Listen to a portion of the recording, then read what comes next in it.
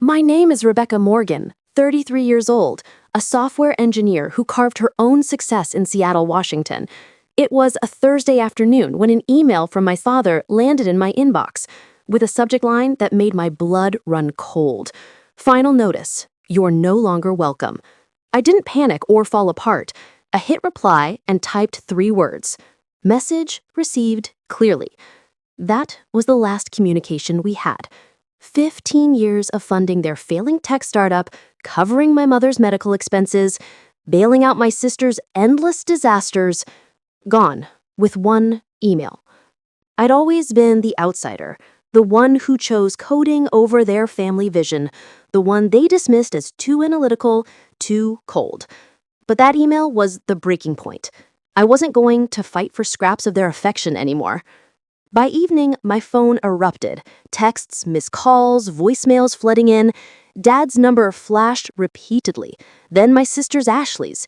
Even my usually silent mother. They were spiraling, and I knew exactly why. I'd been their emergency fund for over a decade, and now the well had run dry. What unfolded next shattered everything I believed about my family. Stay with me to discover how their desperation exposed years of lies. If you've ever been the family scapegoat, hit that like button, share your story in the comments, and subscribe to follow this 3-part journey of betrayal and liberation. Growing up in Seattle, our family looked like the epitome of Silicon Valley dreams. My father, David Morgan, was a tech entrepreneur who'd launched a promising software startup in the late 90s. Mom, Patricia, had been a talented graphic designer who abandoned her career to support his vision and raise us.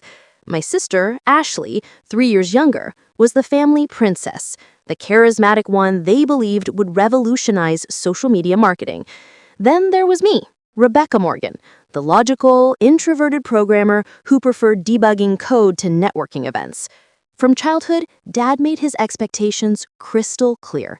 "This startup is our legacy," he'd announced during family meetings, his voice commanding the room. "You'll both be part of it, Rebecca." But I wasn't interested in his half-baked business model or the constant pivot between failing ideas. I wanted to build real software, elegant systems that solved actual problems. By middle school, I was teaching myself Python and JavaScript, building small apps that my classmates actually used.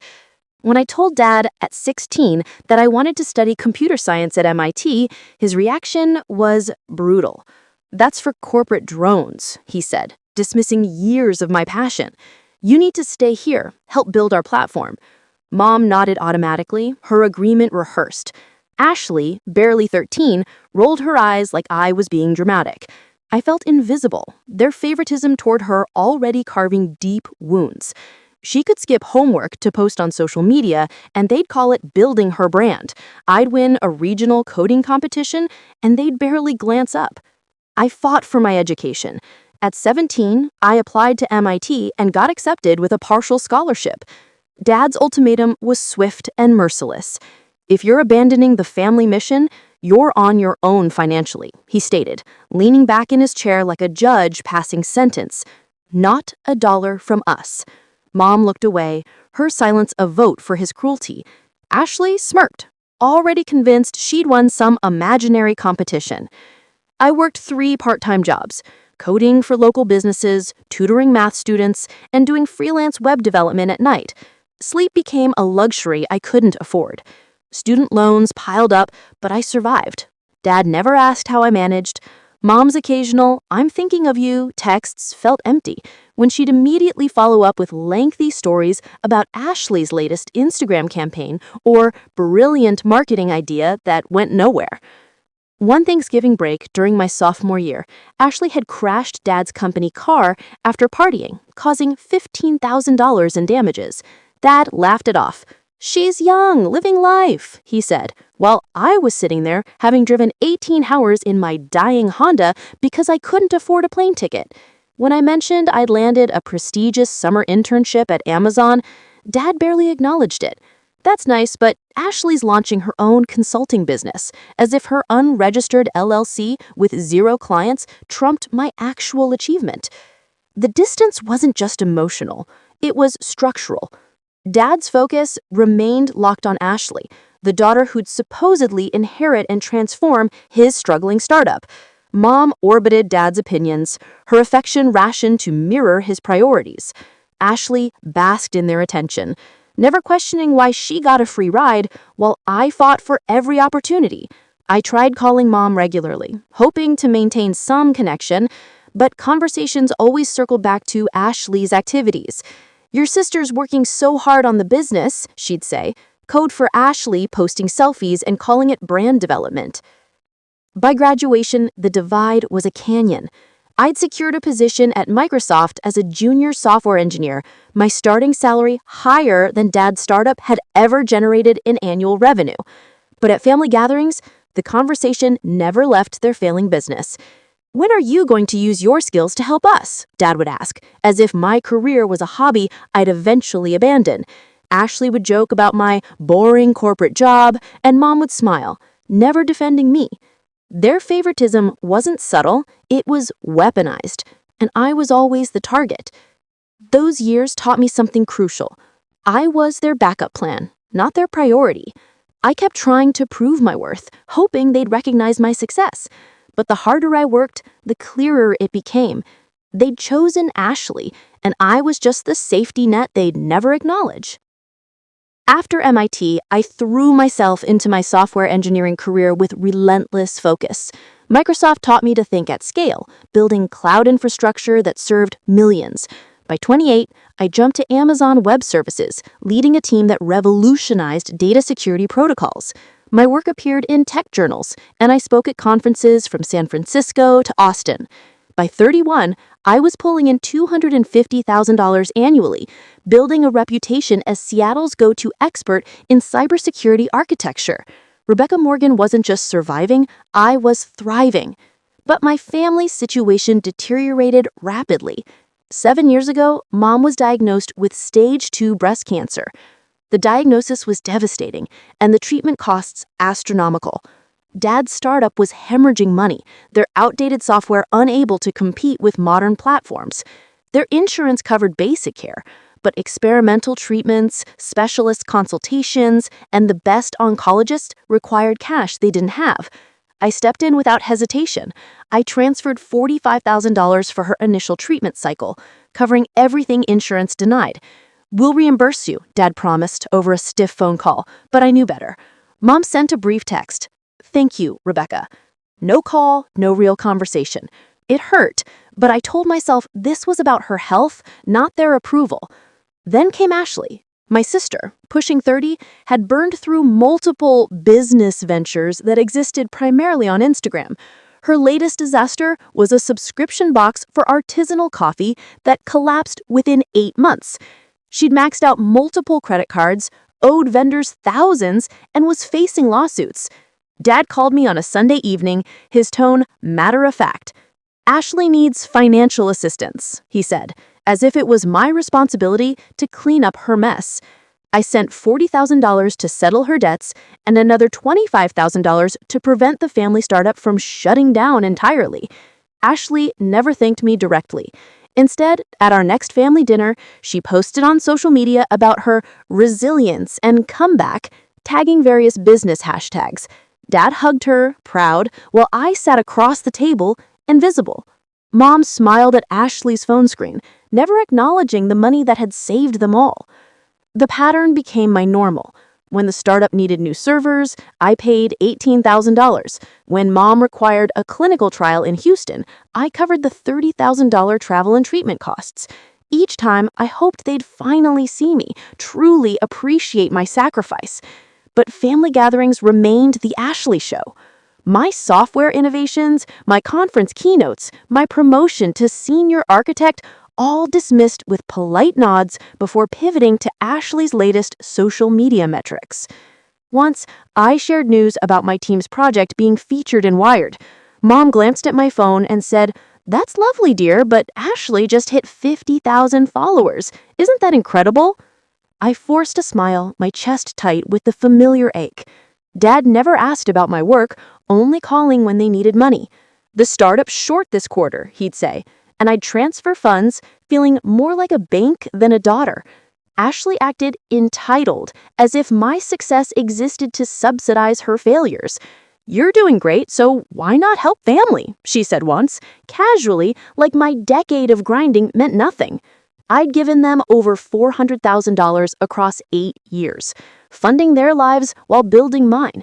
But they took it all and offered nothing back. Not gratitude, not recognition, not even basic respect. The weight grew heavier. Every dollar I sent, every crisis I solved, was me desperately trying to bridge the gap they'd built between us. But they kept taking, kept favoring Ashley, kept treating me like an obligation rather than a daughter. The hurt accumulated silently, and I began wondering if I'd ever be enough in their eyes. That question haunted me until everything came crashing down. 6 years into funding my family's endless crises, I decided to take a risk on myself. My cybersecurity work at AWS had caught the attention of several venture capitalists, and I'd been developing a revolutionary encryption platform in my spare time. It used quantum-resistant algorithms to protect data in ways traditional systems couldn't match. This wasn't just another project. It was my vision for the future of digital security. I'd spent 3 years researching, coding, and testing. Now I needed capital to scale it into a full product. I put together a comprehensive business proposal, complete with technical specifications, market analysis, and projected returns. Early tests showed major tech companies were desperate for this level of security. I needed $300,000 to build a prototype and hire a small team. For the first time, I thought, maybe my family would see my potential as more than just a paycheck. I scheduled a meeting at their house in Seattle, bringing my laptop loaded with presentations and demos. Dad sat in his usual chair, arms crossed, his expression already skeptical. Mom arranged coffee nervously, avoiding eye contact. Ashley lounged on the couch, barely glancing up from her phone. Her husband, Marcus Chen, sat beside her, offering me a polite nod.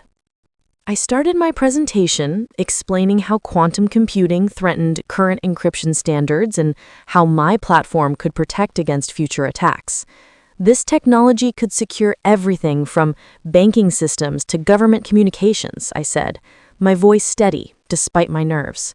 "I'm asking for a $300,000 investment. I'll repay it with 15% interest within 3 years. Dad cut me off mid-sentence. "Encryption platforms? Rebecca, that's oversaturated. Every tech bro thinks they've got the next big thing. This sounds like you're chasing trends." My face burned, but I pushed forward, showing data on the growing cybersecurity market, the gaps in current solutions. Ashley snorted without looking up. "Sounds pretty niche," she said. "Why don't you just stick with your corporate job? That's stable." I gripped my laptop edge, fighting to stay calm. I'd spent years building this, and they were dismissing it in seconds. Mom rearranged the coffee cups, her usual conflict avoidance tactic.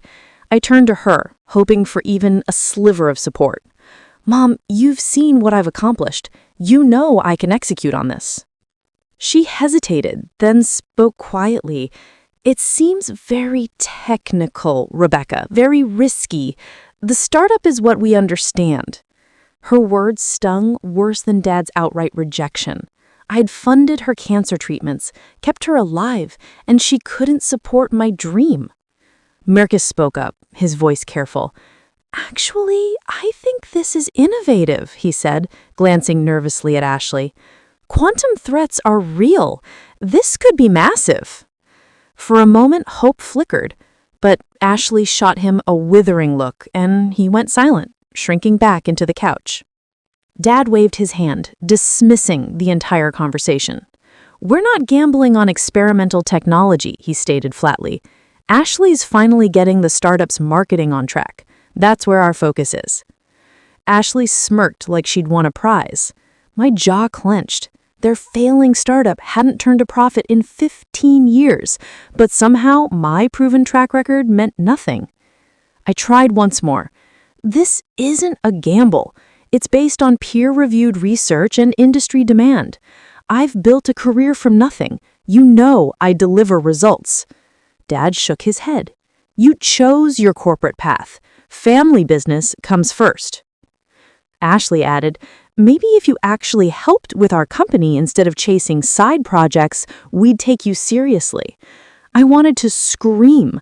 I'd given them hundreds of thousands of dollars, saved them from bankruptcy repeatedly, and I was still the outsider, begging for validation. The room felt suffocating. Marcus caught my eye as I packed up, mouthing, "I'm sorry," but it changed nothing. I drove home in silence, the rejection echoing in my head. That night, staring at my business plan, I realized something devastating. They didn't believe in me. They never had, and they never would. 2 weeks later, I discovered the truth that shattered everything. Marcus called me, his voice shaking. "Rebecca, we need to talk, privately," he said. We met at a quiet coffee shop in Fremont, far from family eyes. He looked exhausted, conflicted. He began, "I can't keep this secret anymore," sliding a folder across the table. "Ashley has been embezzling from the startup for years." My stomach dropped. Inside were bank statements, invoices, receipts, all showing systematic theft. Ashley had created fake vendor accounts, siphoned money through shell LLCs, and pocketed over $200,000 from the company. "She's been hiding it from your parents," Marcus said quietly. "The startup isn't failing because of bad business. It's failing because she's been stealing from it." I sat frozen, processing this betrayal. All those times I'd sent money to save the company, I'd been funding her lifestyle. The designer clothes, the luxury vacations she posted about, all stolen. "Why are you telling me this now?" I asked. Marcus looked down. "Because she's planning something bigger," he said. "She's been talking about taking out a business loan using your parents' house as collateral. They'll lose everything, and she doesn't care." I felt sick. "Do my parents know?" Marcus shook his head. "I tried telling your dad once. He accused me of trying to sabotage Ashley. He said I was jealous of her success." "Of course he did. Ashley could commit fraud and they'd still defend her. I'd build a legitimate career and they'd call it abandoning family." That evening, I couldn't help myself. I eavesdropped on a family video call I wasn't invited to. I'd stopped by to drop off some of Mom's medication and heard Dad's voice from his office. I stood in the hallway, hidden, listening. "We need to finalize the estate plan," Dad said firmly. "Ashley's the only one keeping this family's vision alive. Rebecca's off doing her own thing. She doesn't care about our legacy." Mom's voice was softer. "She's given us so much money, David. She does care." Dad cut her off sharply. "Money's not loyalty. Money's easy for her. Ashley's sacrificing her time, her energy. We're leaving the startup and the house to her. Rebecca made her choice." My heart shattered. After everything I'd given, every dollar, every sacrifice, they were cutting me out completely. They were rewarding Ashley's theft and Ashley's fake dedication over me. I left silently, driving home in a daze. All my contributions, my years of trying to prove myself, erased. They'd chosen Ashley, the daughter bleeding them dry, over me. The next morning, Thursday at 2:47 p.m., Dad's email arrived. "Final notice, you're no longer welcome." The message was cold, corporate. "Your lack of commitment to family values has been noted. We no longer require your presence at family functions or communications. Consider this relationship terminated." No explanation, no conversation, just exile. I stared at the screen, my hands trembling. This wasn't just about the business plan or the will. This was personal, calculated. Mom had probably agreed. Ashley had probably celebrated. I typed my reply.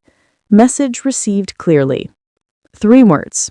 No begging, no questions. I hit send and immediately opened my banking app. Every automated payment I'd set up for them, canceled. Mom's cancer medication deliveries, stopped. Ashley's debt payments from her previous disasters, ended. The startup server hosting fees I'd been covering, terminated. $300,000 over 8 years, gone in 15 minutes of clicking cancel. The weight lifted instantly. I wasn't just cutting off money. I was cutting off the hope, that poisoned me for decades. The hope that they'd finally see me, value me, love me. That hope had cost me everything. My peace, my self-worth, my 20s spent working myself to exhaustion to earn scraps of approval. Marcus texted me that evening, "What did you do? They're freaking out." I didn't respond. Let them panic. Let them face the consequences of their choices. I'd spent years being their safety net, their invisible ATM, their scapegoat. Now, they could learn what life looked like without me. I sat in my Seattle apartment that night, looking out at the city lights, feeling something I hadn't felt in years. Free. The betrayal burned, yes. The hurt ran deep. But underneath it all was relief. I'd finally stopped chasing their love. And that was the beginning of everything changing. Their desperation was about to show me exactly who they'd always been. And I was ready to watch it all unfold, from a distance, finally, protecting myself instead of them. By midnight, my phone transformed into a digital war zone. Notifications exploded across my screen. Missed calls, voicemails, texts, all flooding in simultaneously. Mom's number appeared first, then Ashley's, then Dad's, each one more frantic than the last. They'd discovered I'd severed their financial lifeline, and the panic was immediate. I sat on my couch, watching the screen light up repeatedly, each buzz a small victory. After years of being their invisible safety net, I'd finally dropped them, and they were drowning. Ashley's first voicemail dripped with venom. "You vindictive bitch, Rebecca," she hissed into the phone. "You think you can just abandon your family? We gave you everything, and this is how you repay us?" Everything? They'd given me nothing but rejection and contempt. I almost laughed at the audacity. Her second message turned threatening. "We'll sue you for this. You made commitments. You can't just walk away from family obligations." Commitments? I'd made voluntary payments they'd never appreciated. I deleted it, my finger steady, my conscience clear.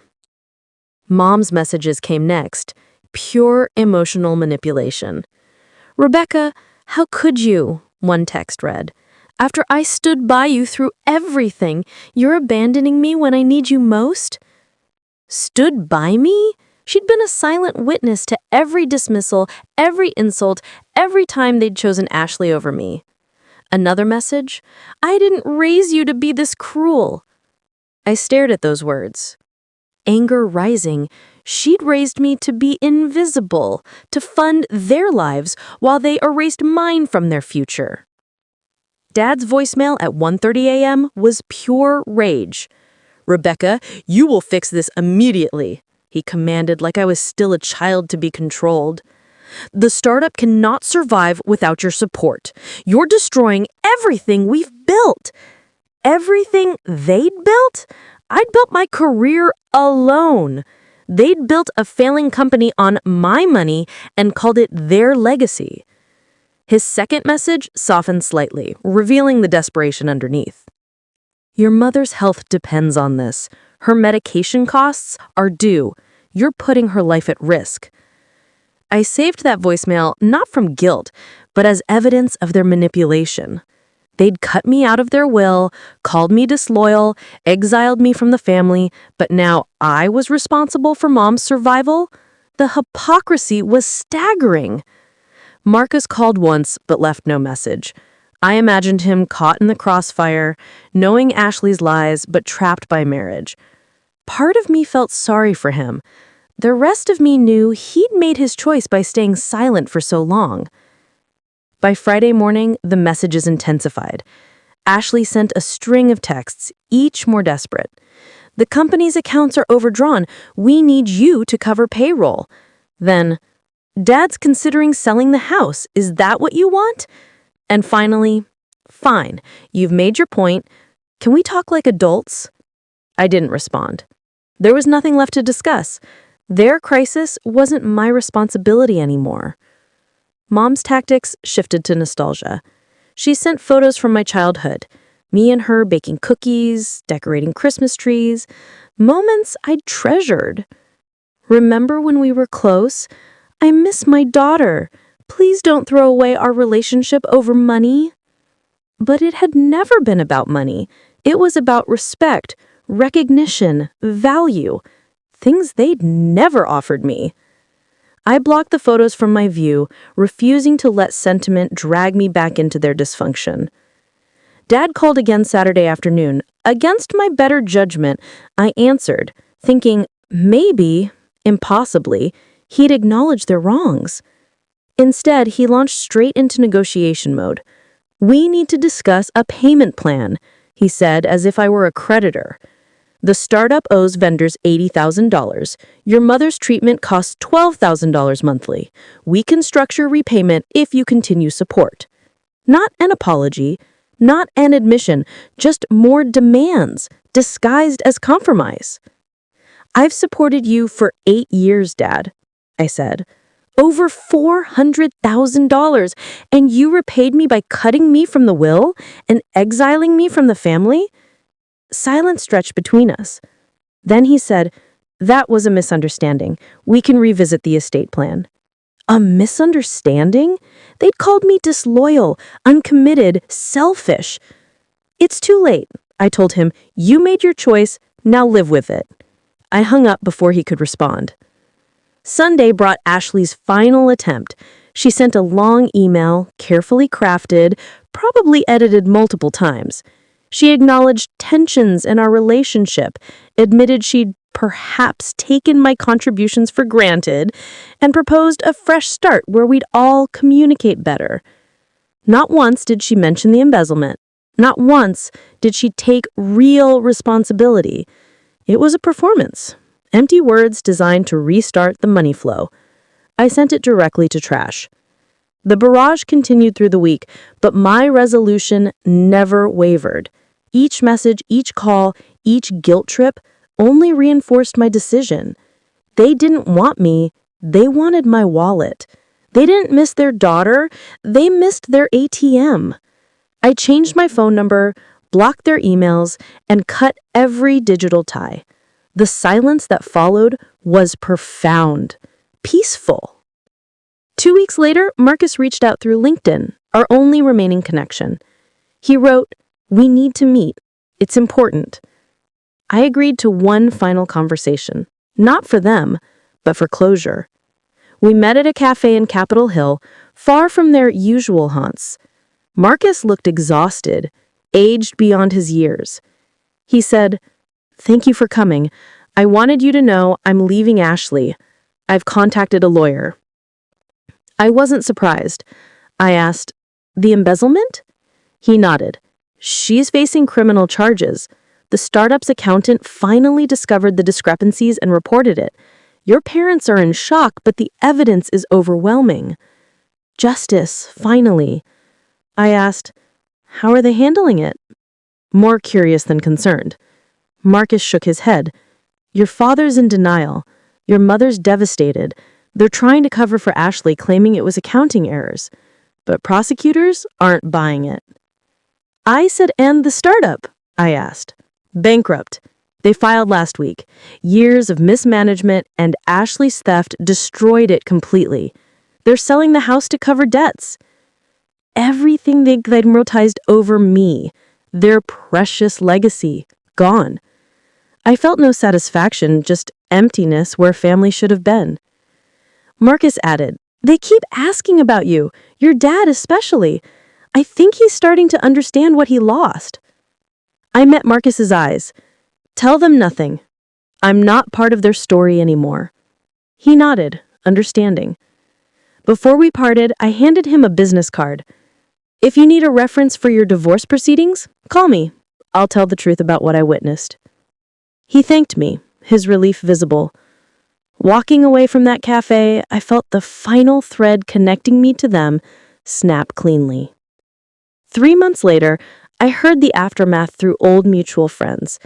Ashley faced trial for embezzlement and fraud, her social media empire crumbling as news spread. Dad and Mom retreated to a small rental apartment, their dream house sold to pay legal fees and debts. The startup closed permanently, 15 years of legacy reduced to a cautionary tale. Marcus divorced Ashley and moved to Portland, starting fresh. I didn't reach out. That chapter deserved to stay closed. Meanwhile, I poured everything into my encryption platform.